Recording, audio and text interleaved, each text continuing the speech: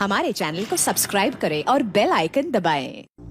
हमने सुना है कि आपके पास 11,000 से मेहमान आए हैं। उस्मान साहब, उन्होंने आपके पास पनाह ली है।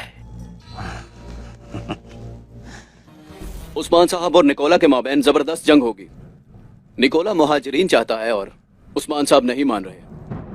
वो तो गाय के साथ मुत्तहिद होकर हमला करेंगे।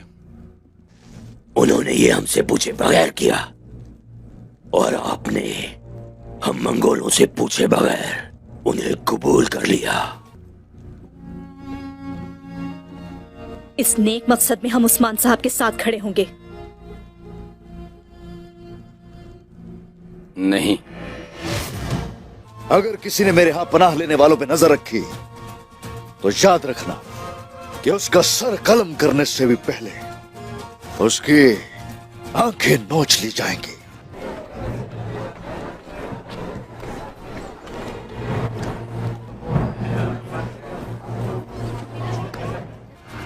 अब मैं उस्मान को वो दिखाऊंगा जो उसने कभी इस बारे में सोचा भी नहीं होगा। जामुआ, निकोला फिर से हमें देखकर बहुत खुश होगा।